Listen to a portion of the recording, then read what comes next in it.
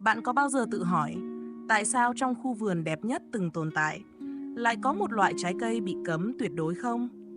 Không phải vì nó độc, không phải vì nó nguy hiểm cho thân xác, mà vì bên trong lớp vỏ mỏng manh ấy giấu một thứ còn đáng sợ hơn cả cái chết. Sự thật. Đêm đầu tiên của thế giới, sương chưa từng rơi xuống một khu vườn nào khác ngoài địa đàng. Adam mở mắt giữa làn ánh sáng vàng nhạt của buổi bình minh chưa có tên gọi. Và điều đầu tiên chàng cảm nhận được không phải là niềm vui được sống, mà là một khoảng trống. Một khoảng trống hình người, nằm ngay giữa lồng ngực, như thể có ai đó vừa bị lấy đi khỏi chàng, trước khi chàng kịp biết họ là ai. Chàng đứng dậy giữa cỏ non chưa từng bị dẫm đạp. 4 dòng sông ánh sáng uốn quanh khu vườn, chảy êm như lụa. Mặt nước phản chiếu một bầu trời chưa từng có mây. Ở trung tâm, 2 cái cây đứng đối xứng nhau. Một cây tán lá xanh ngát tỏa ra thứ ánh sáng dịu dàng. Người ta sau này gọi nó là cây sự sống.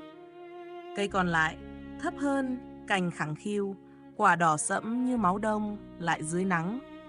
Không ai đặt tên cho nó cả, nhưng gió mỗi lần lướt qua tán lá của nó lại tạo ra âm thanh kỳ lạ, như hàng ngàn giọng nói thì thầm cùng lúc. Những ngày đầu, Adam đi khắp khu vườn, đặt tên cho từng sinh vật lướt qua đời mình. Con nai vàng ánh bạc dưới nắng, con chim có bộ lông màu lửa chưa từng tắt. Mỗi cái tên chàng thốt ra, chàng lại cảm thấy nhẹ nhõm hơn một chút, như thể việc gọi tên vạn vật là cách duy nhất để lấp đầy cái khoảng trống trong lồng ngực mình. Nhưng dù đặt tên cho bao nhiêu loài, chàng vẫn không thể đặt tên cho chính nỗi trống rỗng ấy. Đêm xuống, chàng nằm giữa cỏ, nhìn lên bầu trời chưa có một vì sao nào được đặt tên, và thì thầm với chính mình một câu hỏi không lời đáp. Ta đã đánh mất điều gì? Adam không biết tên mình khi ấy. Chàng chỉ biết rằng lồng ngực mình đang thiếu một thứ gì đó. Bạn có tin không? Có những nỗi nhớ tồn tại trước cả ký ức. 7 ngày sau, khi Adam đã quen với việc gọi tên từng loài vật lướt qua khu vườn, chàng chìm vào một giấc ngủ sâu chưa từng có. Và khi tỉnh dậy, chàng thấy nàng. Eva đứng dưới bóng cây sự sống, mái tóc màu hổ phách rối tung vì gió, đôi mắt mở to nhìn thế giới lần đầu tiên, như thể đã nhìn nó 1 triệu lần trước đó rồi. Chàng bước tới, nàng cũng bước tới. Không ai bảo họ phải làm vậy, nhưng bàn tay họ tìm thấy nhau tự nhiên như nước tìm đường chảy về biển. Và ngay khoảnh khắc những ngón tay chạm nhau lần đầu, một tia sáng lóe lên trong đầu Adam, nhanh đến mức chàng tưởng mình vừa tưởng tượng ra. Một hình ảnh, đôi cánh, lửa trắng, tiếng gào thét của hàng ngàn linh hồn giữa một trận chiến không tên, rồi nó biến mất. Chàng vừa thấy gì vậy? Eva hỏi, giọng run run, vì chính nàng cũng vừa thấy một điều gì đó. Ta không biết, Adam đáp, nhưng ta có cảm giác nàng không phải người lạ. Suốt những ngày sau đó, cứ mỗi lần bàn tay họ vô tình chạm nhau, khi cùng vốc nước từ dòng sông ánh sáng, khi cùng ngồi dưới một tán cây tránh mưa đầu tiên của thế giới, lại có một mảnh ký ức lóe lên rồi vụt tắt, như một ngọn nến bị gió thổi tắt ngay khi vừa châm lửa. Có lúc là tiếng một đội quân hành quân, có lúc là mùi khói của một trận chiến chưa từng xảy ra trong đời họ, ít nhất là trong cái đời mà họ còn nhớ được. Mỗi lần chạm vào chàng, Eva nói một buổi chiều, khi ánh hoàng hôn đầu tiên của thế giới nhuộm cả bầu trời màu hổ phách, thiếp lại thấy mình đang đứng ở một nơi rất xa, rất lạnh. Và thiếp thấy chàng, nhưng không phải chàng như bây giờ. Ta cũng vậy, Adam thì thầm. Cứ như thể chúng ta đã sống một cuộc đời khác trước cuộc đời này. Từ trên những tầng mây bạc cao vời vợi, nơi thiên đình dựng những sảnh đường pha lê không ai từng nhìn thấy từ mặt đất, một đôi mắt đang dõi theo họ. Đại thiên sứ Raphael đứng lặng giữa cổng ánh sáng, tay siết chặt cây quyền trượng bạc, hàm răng nghiến lại khi thấy 2 bàn tay dưới kia vừa chạm nhau. Chúng đang nhớ lại, hắn thì thầm với chính mình. Nhanh hơn dự tính. Bên cạnh hắn, một thiên sứ khác, trẻ hơn, áo choàng còn chưa bạc màu vì 5 tháng, khẽ hỏi. Chúng ta có thật sự cần lo lắng không, thưa đại thiên sứ? Đó chỉ là 2 sinh linh phàm trần. Ngươi không hiểu, Raphael đáp, mắt không rời khu vườn phía dưới. Chúng không phải phàm trần bình thường. Chúng là thứ nguy hiểm nhất mà hội đồng từng phải giam giữ. Một tình yêu đủ mạnh để xóa nhòa ranh giới giữa hai đội quân từng thề tiêu diệt lẫn nhau. Nếu ký ức đó trở lại trọn vẹn, không chỉ khu vườn này sụp đổ, cả trật tự mà chúng ta đã dựng suốt hàng triệu năm cũng sụp đổ theo. Bạn thấy đấy, ngay từ giây phút đầu tiên của loài người, đã có ai đó đang sợ hãi con người sẽ nhớ ra mình là ai. Những ngày sau đó trôi qua như một bản nhạc không lời. Adam và Eva học cách sống, học cách yêu, học cách gọi tên vạn vật quanh mình. Nhưng có một điều lạ lùng mà cả hai đều nhận ra dù không ai dám nói thành lời. Tình yêu giữa họ không giống thứ tình yêu chớm nở của những kẻ mới quen. Nó nặng nề hơn, sâu hơn. Như thể họ đã yêu nhau từ một kiếp sống khác, rồi bị ai đó xé toạc ký ức, chỉ để lại cảm giác, không để lại lý do. Mỗi lần họ đi ngang qua cái cây có quả đỏ sẫm, gió lại rít lên thành tiếng thì thầm rõ hơn một chút. Và mỗi lần như vậy, Eva lại nắm chặt tay Adam hơn, như thể có điều gì đó đang gọi tên nàng từ một nơi rất xa, rất xưa. Chúng ta không được lại gần cây đó, Adam nhắc, dù chính chàng cũng không biết ai đã dặn mình điều ấy.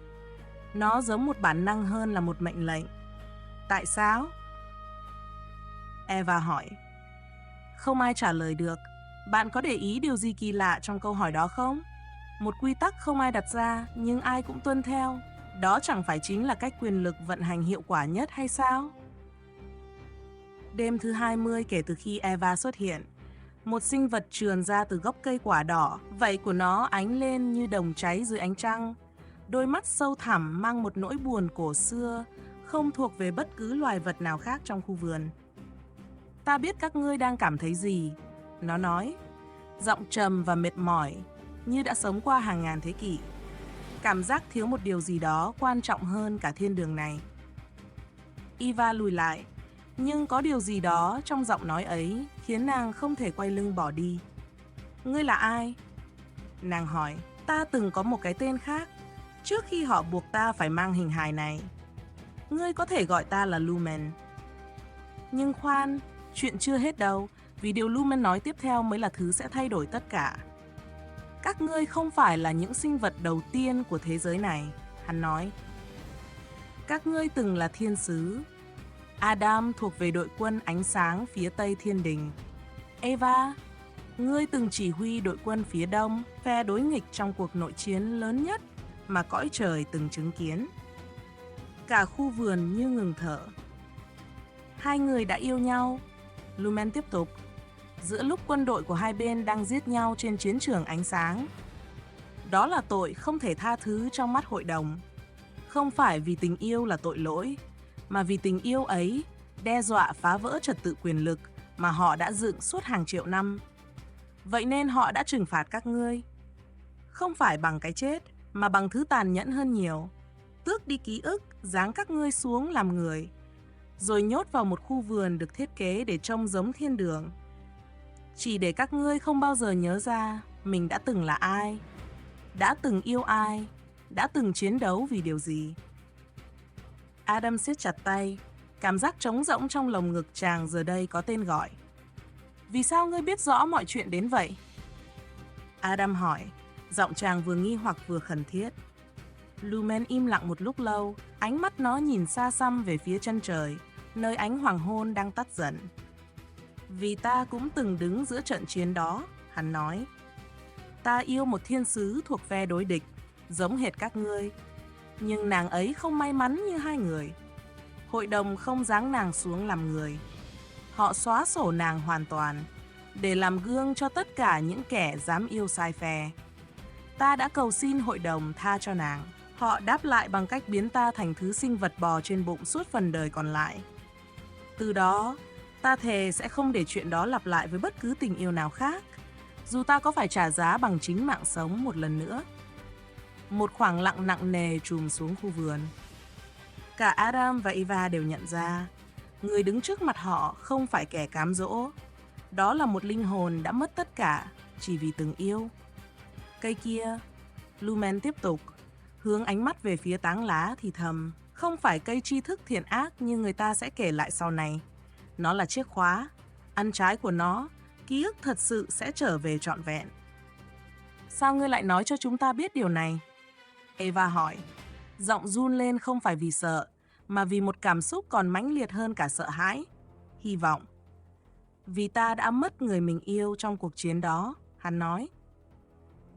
Và ta không muốn chứng kiến thêm một tình yêu nào nữa bị chôn sống trong ảo tưởng, chỉ để giữ yên trật tự cho những kẻ ngồi trên cao. Ấy vậy mà, ngay khi những lời ấy vừa dứt, trên tầng mây bạc, Raphael đã đứng bật dậy khỏi ngai đá pha lê của mình. Hắn đã phá vỡ hiệp ước. Hắn gầm lên, gọi triệu tập hội đồng thiên sứ. Cả sảnh đường pha lê rung lên vì tiếng bước chân của hàng chục thiên sứ vội vã kéo tới. Nếu con rắn ấy nói hết sự thật, Raphael tiếp tục, giọng vang khắp sảnh đường, cả trật tự thiên đình sẽ sụp đổ theo. Chúng ta đã mất bao nhiêu công sức để dựng nên khu vườn ấy, để hai linh hồn nguy hiểm nhất từng tồn tại sống yên ổn trong ảo tưởng hạnh phúc. Không thể để công sức đó tan thành mây khói, chỉ vì một kẻ phản bội. Một thiên sứ trẻ hơn rụt rè hỏi, chúng ta có nên báo lên đấng tạo hóa không? Cả sảnh đường chợt im bặt. Raphael quay phát lại, ánh mắt lạnh như băng. Đấng tạo hóa đã trao toàn quyền xử lý việc này cho hội đồng từ ngàn năm trước. Người không cần biết chi tiết, người chỉ cần một thế giới vận hành trong trật tự.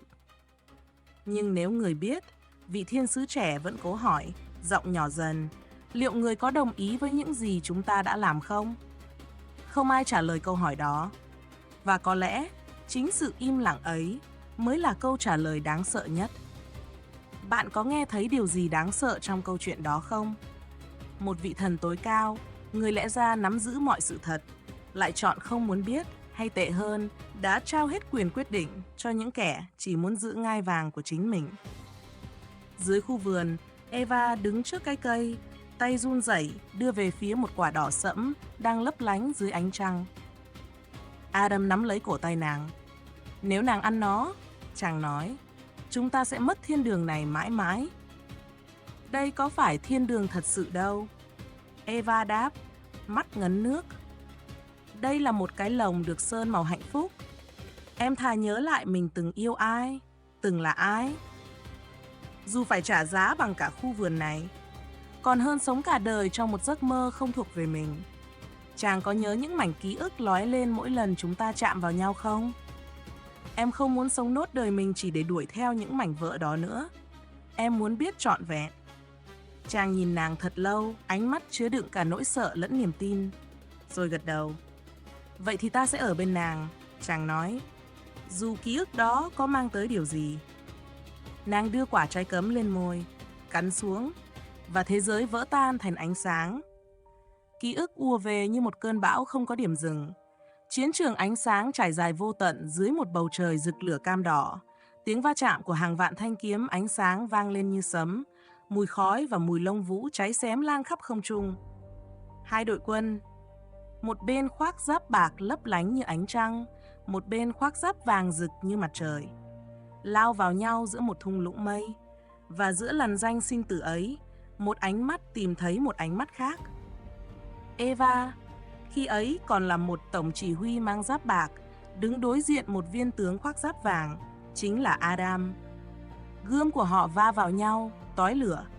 Nhưng ngay khoảnh khắc ánh mắt hai người chạm nhau qua khe hở của những chiếc mũ chiến, thời gian như ngừng lại. Nàng hạ vũ khí trước, không phải vì yếu đuối, mà vì nàng nhận ra mình không thể giết người đang đứng trước mặt. Dù người đó đứng ở phe đối địch, dù xung quanh họ hàng ngàn chiến binh khác vẫn đang gào thét lao vào cái chết. Adam cũng hạ gươm. Giữa chiến trường hỗn loạn nhất mà cõi trời từng chứng kiến, hai người đứng lặng nhìn nhau, và trong khoảnh khắc đó, họ biết mình đã yêu dù chưa từng nói một lời nào. Họ bắt đầu gặp nhau lén lút giữa những phút ngừng chiến hiếm hoi, dưới bóng những dặng núi mây không ai qua lại. Không ai trong hai đội quân biết. Cho đến một đêm, một thiên sứ do thám bắt gặp họ nắm tay nhau dưới ánh sao, và tin tức lan tới hội đồng nhanh như một tia chớp. Nàng nhớ lại phiên xét xử. Cả hai bị áp giải tới trước hội đồng, đứng giữa vòng vây của hàng trăm thiên sứ cấp cao, ánh mắt mỗi người đều lạnh lẽo như đá. Raphael khi ấy còn trẻ hơn, đứng ở hàng ghế thẩm phán, đọc bản án bằng một giọng không chút do dự. Tội danh: yêu kẻ thuộc phe đối nghịch giữa thời chiến, đe dọa phá vỡ trật tự lưỡng cực của thiên đình. Hình phạt: tước bỏ toàn bộ ký ức, giáng xuống làm sinh linh phàm trần, giam giữ vĩnh viễn trong một khu vườn được canh giữ, không bao giờ được phép nhớ lại thân phận thật của mình. Eva nhớ lại ánh mắt lạnh lùng của Raphael khi tuyên án. Không một chút do dự, không một chút thương xót, như thể việc chia cắt hai linh hồn đang yêu nhau chỉ là một thủ tục hành chính bình thường của cõi trời. Nàng nhớ lại cảm giác linh hồn mình bị bóc tách, chia đôi, ép vào hai hình hài phàm trần để không bao giờ có thể nhận ra nhau nữa, trừ khi số phận run rủi đưa họ trở lại bên nhau. Và ngay cả khi đó, ký ức vẫn phải bị khóa chặt bằng một lời nguyền gắn liền với một khu vườn, một cái cây, một trái cấm. Ta nhớ rồi, nàng thì thầm, nước mắt lăn dài. Ta nhớ hết rồi, Adam. Chàng cầm lấy quả trái cấm còn lại trên cành, không do dự một giây nào, cắn xuống. Và chàng cũng nhớ.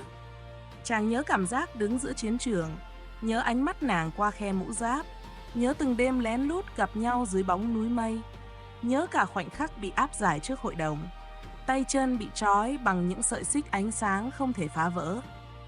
Ngay lúc đó, bầu trời địa đàng nứt toác. Một cánh cổng ánh sáng mở ra giữa không trung, và Raphael bước xuống, đôi cánh trải rộng như một cơn bão sắp ập tới, gương mặt không còn giấu nổi cơn giận dữ ngàn năm. Các ngươi đã phá vỡ hiệp ước, hắn gầm lên. Không, Adam đáp, đứng chắn trước Eva. Giọng chàng giờ đây mang theo cả sức nặng của một vị tướng từng chỉ huy hàng vạn thiên binh. Chính các ngươi mới là kẻ đã phá vỡ mọi điều thiêng liêng, khi biến tình yêu thành tội lỗi, chỉ để giữ ngai vàng của mình không bị lung lay.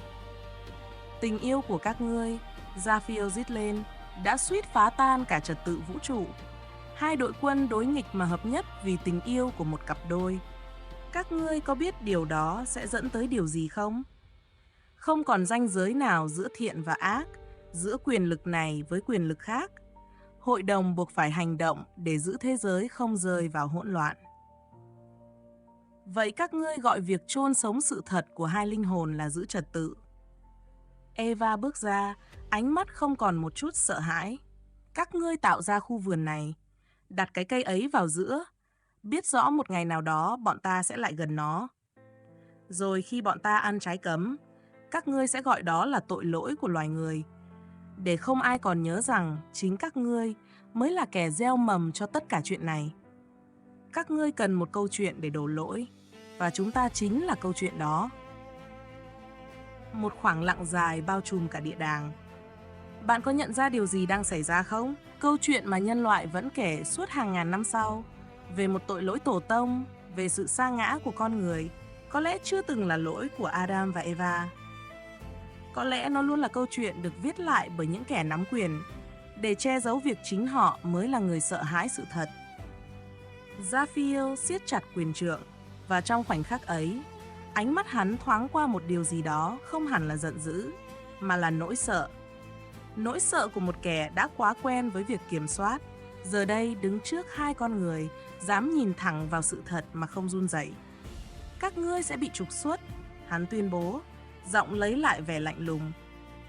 Khỏi khu vườn này, mãi mãi, và để làm gương cho muôn đời sau, mọi hậu thế của các ngươi sẽ được dạy rằng chính các ngươi đã phạm tội, chứ không phải hội đồng.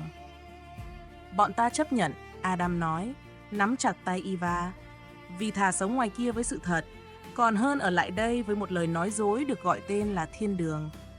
Và nếu bạn nghĩ đến đây, câu chuyện đã có một cái kết rõ ràng, thì khoan, vẫn còn một điều chưa ai nói tới. Suốt cuộc đối đầu ấy, trên ngôi cao nhất của thiên đình, có một sự im lặng tuyệt đối.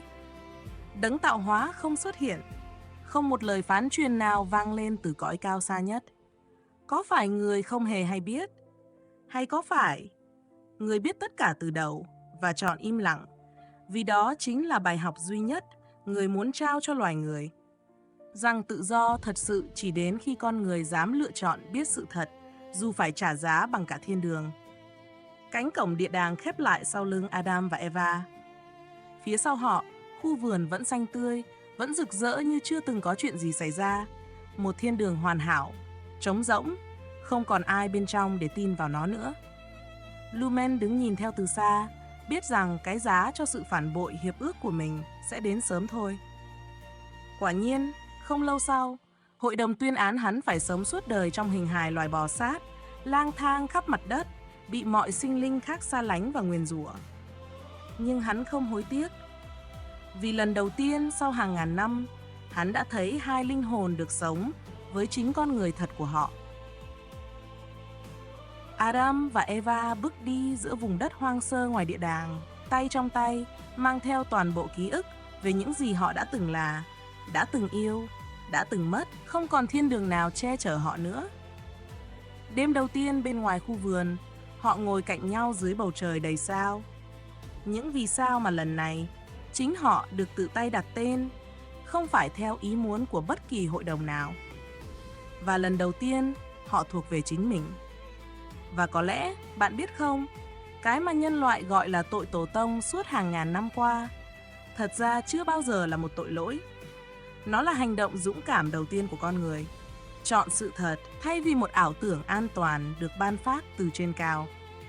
Vậy nếu hôm nay, bạn cũng đang đứng trước một cái cây của riêng mình, một sự thật bị giấu kín, một cái giá phải trả để biết nó, bạn sẽ ăn trái cấm đó, hay chọn ở lại trong khu vườn của những lời nói dối êm ái? Nhưng câu chuyện của địa đàng không kết thúc ở đó. Trên tầng mây bạc, sau khi cánh cổng khép lại, Raphael đứng một mình rất lâu trước ngai đá pha lê. Các thiên sứ khác đã lui về, mừng rỡ vì trật tự đã được lập lại. Chỉ riêng hắn còn đứng đó, tay siết chặt quyền trượng, đến mức những ngón tay bạc gần như rạn nứt. Hắn nhớ lại câu hỏi của Eva, các ngươi gọi việc chôn sống sự thật của hai linh hồn là giữ trật tự. Và lần đầu tiên sau hàng triệu năm phụng sự hội đồng, hắn không tìm được câu trả lời cho chính mình. Đêm đó, một mình giữa sảnh đường trống, Raphael mở một cuộn ánh sáng cũ kỹ, cất giấu trong góc khuất nhất của thiên đình. Hồ sơ nguyên bản của phiên xét xử năm xưa. Hắn đọc lại từng dòng chữ chính tay mình từng viết, và lần đầu tiên hắn nhận ra một chi tiết mà suốt bao năm qua hắn đã cố tình lờ đi.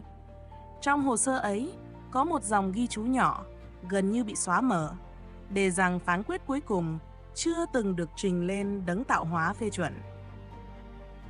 Toàn bộ bản án, cả việc giáng cấp, xóa ký ức, dựng nên khu vườn, đều do một mình hội đồng tự quyết định, nhân danh một sự im lặng mà không ai từng thật sự xác nhận là sự đồng thuận. Nếu người chưa từng đồng ý, hắn thì thầm một mình trong sảnh đường trống. Vậy suốt hàng ngàn năm qua ta đã nhân danh ai mà hành động? Không ai trả lời hắn. Nhưng lần đầu tiên, sự im lặng ấy không còn mang lại cho hắn cảm giác an toàn của quyền lực nữa. Nó mang lại một nỗi cô độc mà hắn chưa từng biết tên. Dưới trần thế, Adam và Eva bắt đầu một cuộc sống hoàn toàn mới. Không còn dòng sông ánh sáng, không còn sương vàng buổi sớm được ai đó sắp đặt sẵn.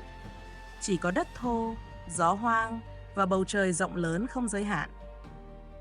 Những ngày đầu, họ học cách trồng trọt bằng chính đôi tay, học cách dựng một mái che đơn sơ từ cành cây và lá rừng, học cách đối diện với cái đói, cái lạnh, những thứ chưa từng tồn tại trong khu vườn được bảo bọc. Nhưng có một điều khác biệt căn bản giữa cuộc sống mới này và thiên đường cũ. Mọi khó khăn họ trải qua đều là lựa chọn của chính họ, không phải một kịch bản được viết sẵn bởi kẻ khác. Một đêm, khi Eva ngồi bên đống lửa đầu tiên, họ tự tay nhóm lên. Nàng ngước nhìn Adam và hỏi, chàng có hối hận không? Vì đã ăn trái cấm, vì đã rời khỏi nơi từng gọi là thiên đường. Adam im lặng một lúc, nhìn ngọn lửa bập bùng phản chiếu trong mắt mình. Ta từng nghĩ thiên đường là một nơi trốn, chàng nói. Nhưng giờ ta hiểu, thiên đường thật sự không phải một khu vườn được ai đó dựng sẵn để nhốt ta vào trong ảo tưởng hạnh phúc. Nó là bất cứ nơi nào ta được là chính mình và được ở cạnh người ta chọn yêu bằng cả ký ức, cả lý trí, không bị ai tước đoạt. Eva mỉm cười, tựa đầu vào vai chàng. Vậy thì, nàng nói, có lẽ chúng ta chưa từng thật sự rời khỏi thiên đường, chúng ta chỉ vừa mới tìm thấy nó. Nhiều năm sau, khi câu chuyện về hai kẻ phạm tội đầu tiên bắt đầu được truyền miệng qua nhiều thế hệ hậu duệ của Adam và Eva, bị bóp méo dần theo thời gian, biến thành một lời cảnh báo về sự trừng phạt của thần linh dành cho những kẻ dám tò mò. Không ai còn nhớ phiên bản gốc, rằng đó từng là câu chuyện về hai linh hồn dám chọn sự thật, dám chọn tình yêu, bất chấp cả một hệ thống quyền lực muốn chôn vùi họ trong quên lãng. Có lẽ đó mới là bi kịch thật sự cuối cùng của địa đàng. Không phải việc con người bị trục xuất khỏi khu vườn, mà là việc chính câu chuyện về lòng dũng cảm của họ cuối cùng cũng bị những kẻ nắm quyền viết lại một lần nữa.